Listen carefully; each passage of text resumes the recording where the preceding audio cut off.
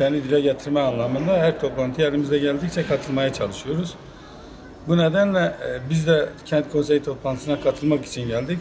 Fakat bizim arkadaşımız sandalye bağımlısı olduğundan dolayı geri gitmek zorunda kaldı. Çünkü engelli rampası olmadığını gördük.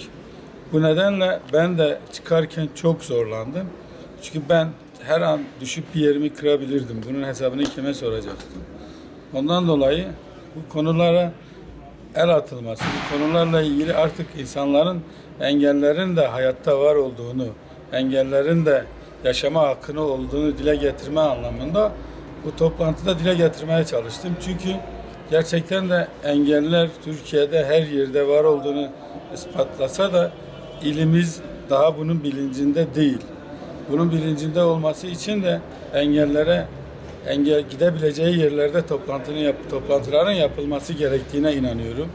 Eğer biz bu memlekette yaşıyorsak, biz de insansak, bizim de yaşamaya hakkımız varsa bize de dünyalarca harcama yapılırken çok cüzi rakam gitmesine rağmen kayda alınmamamız söz konusu. Biz öyle görüyoruz. Bu nedenle bundan sonra yapılan ve bu yeni yapılan öğretmen evinde de engelli rampasının yapılması, engellilerin buraya geliş gidişlerinde rahatlıkla gelip gitmelerini sağlaması gerektiğine inanıyoruz.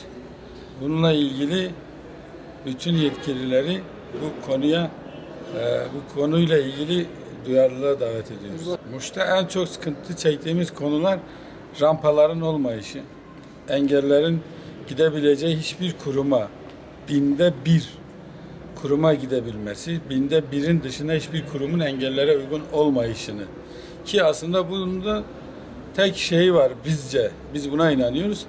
Yetkililerin bir günlüğüne koltuk değneği ve tekerlekli sandalye kullanmasına davet ediyoruz. Onlar kullanırsa bizim neler yaşadığımızı daha iyi anlarlar. Engelli lavabosunun olmayışı, engelli rampalarının olmayışı, kurumlara giderken asansörlerin olmayışı.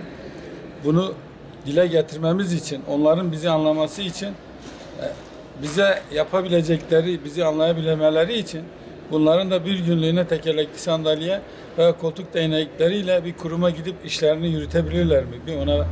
Bir onun şeyini yapsınlar, bir ona gitsinler.